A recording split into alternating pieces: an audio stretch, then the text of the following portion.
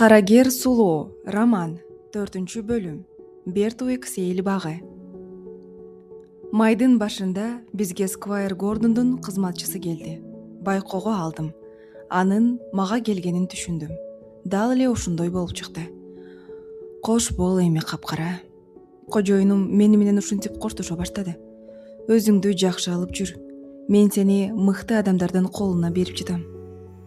Мен болсо кожоюнга: албетте, мен Гордон мырзаныкында асыл тукумума жана жакшы тарбияма жараша өзүмдү жакшы алып жүрүүгө күчүмдүн болушунча аракет кыламын деп айткым келди. Бирок тилекке каршы адамдардын тилинде сүйлөй ала турган аттар али төрөлө элек. Ошондон улам кожоюндун колуна тумшугумду койсом, ал менин желкемден илберинки сылап койду. Ушуну менен коштошуубуз аяктады. Гордон мырзанын кызматчысы менен жаңы жерге жөнөп кеттик. Биздин айылды Гордон ээлиги курчап турду. Айыл Бертуик деп, а ээлик болсо Бертуик сейил багы деп аталат экен. Ал жакка жанындагы кароол жашаган кароолканасынын чоң темир эшигинен кирет экен. Дарбазанын ары жагынан жол башталды. Ал чоң дарактары бар эски сейил бакты аралап өтөт экен. Андан кийин дагы башка дарбазалардан да өтүүгө туура келди. Алардын артында бакчалар өсүп, Гордон мырзанын үйү көрүнүп турду. Ал жакта аттарды сейилдетчү аянтча же тосулган жайыт бар. Аянтчанын артында картайган алма дарактарынын катары бар экен. Алардын жанынан өтүп баратып, укмуштуудай чоң ат сарайды көрүүгө болот. Ал жакта көптөгөн аттар эле эмес, көп сандаган ат арабалар да турат. Эгер мен сиздерге жеке тарыхым үчүн Гордон мырзанын укмуштуудай сонун ат сарайы жөнүндө айтып берсем, бул китепте жөн гана орун калбай калмак. Ошондуктан мени алгач жайгаштырган имарат боюнча айтып берүү менен эле чектелемин. Ал кенен жана жарык болчу. Жапыс тосмолор ар бир аттын канасын бөлүп турчу. Атканадагы тосмолордун көпчүлүгү баштан өйдө боло турган. Гордон мырзаныкындагы тосмолор аттардын көкүрөгүнө гана чейин жетип, андан жогору жагы торлор менен тосулган. Андан атканаларга жетиштүү жарык кирип турчу. Андан сырткары аттар бири-бирин көрүп, эгер маектешкилери келип калса сүйлөшүп турушчу. Түшүнбөйм, эмне үчүн дүйнөдөгү ат сарайлардын баары ушундай курулбайт?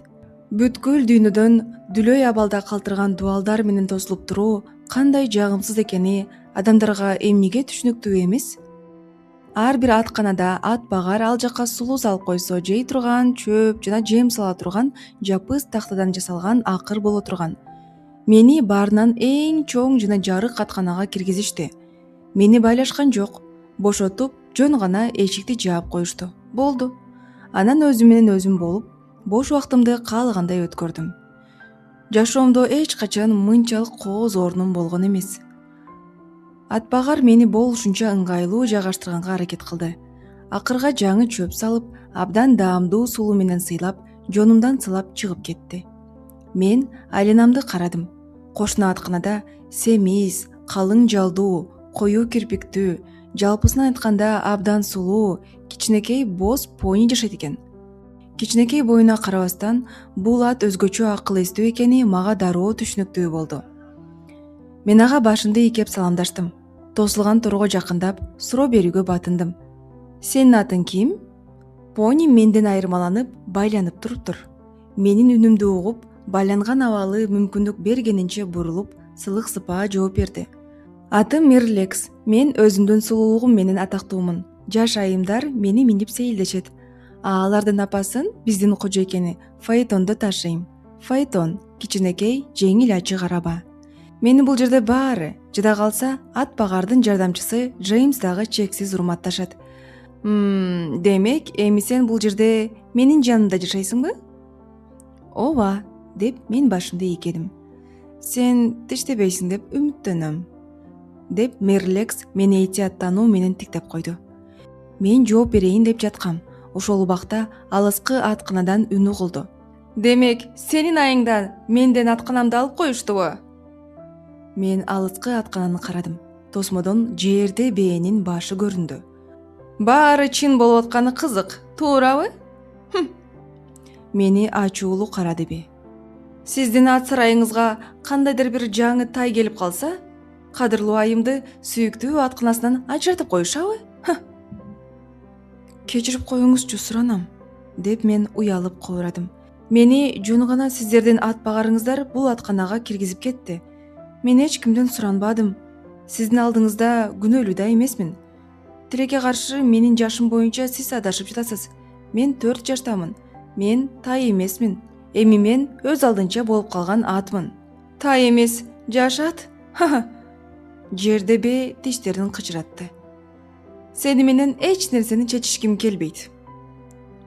Менин оюмча баарыбыз ынтымакта жашаганыбыз жакшы болот. Дедим дагы бир жолу аны менин мамилемди жакшыртуу үчүн. Муну биз ар жактан көрөбүз, деп бурк этти бе. Анын башы тосмодон көрүнбөй калды. Күндүн экинчи жарымында ат багар жерди бээни алып чыгып кетти. Мага Мирлекстен ал жөнүндө сурап билүүгө мүмкүнчүлүк түзүлдү. Жакшы, жоош аттарды адамдар качандыр бир горчица деп атап коюшаарын сен уктуң беле? Деп ойлуу карады мени пони. Жок, деп үн каттым мен. Бул жерде бээни так ушундай аташат, деп сөзүн улады Мирлекс. Себеби ал тиштей берет. Аны бул атканадан алып чыкканга чейин кимдир бирөөлөрдү дайыма тиштей берчү. Ал тургай ал бир жолу Джеймсти да тиштеп алган. Бул биздин ат багардын жардамчысы. Анын колунан кан агып жатты. Менин кичинекей кожойкелерим Флора айым жана Джесси айым каттуу коркуп калышкандыктан ат сарайга кирбей калышты. Бул аябай өкүнүчтүү. Мен мурда алардан дайыма алма, сабиз, кесим нан жана башка таттууларды алып турчумун. Алар горчицадан коркуп калышкандан бери бул жакка жакын да жолобой калышты. Мындай жашоодо көп болуп турат, деп үшкүрүнө кошумчалады пони. Бирөөлөр тиштейт, тентектик жасашат, а башкалар жагымсыз окуяларга кабылышат. Мага эми үмүт пайда болду. Сен деген адептүү атсың да. Демек, кичинекей айымдар коркпой мага кайрадан келе башташат. Мен чын диlimden сүйгүмдүү понини түшүнүп, боорум ооруп турду. Ага жаңы чөп же сулуу гана жеп жаткандай көрүнүүгө аракет жасадым. Горчица өзүн жаман алып жүрүүдөн кандай ырахат аларын түшүнбөйм, деп сурадым. Мен ойлойм, бул жерде кеп рахат алууда эмес, деп жооп берди Мирлекс. Горчицанын жаман адаттары анын өтө жаман өтмүшүнөн. Ал бир жолу бизге мурунку жаман кожоюндары жөнүндө айтып берген. Алар өтө каардуу болушуптур. Ага да аябай жаман мамиле жасашыптыр. Ошол себептүү горчица өзүн коргоого туура келчү экен. Албетте, бизде бул жакта баары башкача. Горчицаны бул жакта кимдир бирөөдөн коргонуусунан такыр кереги жок. Ат багар Джон, менин оюмча, анын көңүлүн табуунун аракетин гана жасайт. Биздин кожоюн болсо, эч качан аттарды жөн жай эле камчы менен ура бербейт. Убакыттын өтүшү менен горчицанын да жан дүйнөсү жай алып, анын боорукер жанга айланышына ишенели. Эмне? Силердин ат багарыңар анын жаман жоруктары үчүн бир да жолу тарбиялабадыбы? Деп таң калдым. Көрдүңбү, менин кымбаттуум, деп айтты өзгөчө түр менен боз пони. Мен бул жарык дүйнөдө жашаганыма 12 жыл болду. Бул убакыттын ичинде жакшыны да, жаманды да көп көрдүм.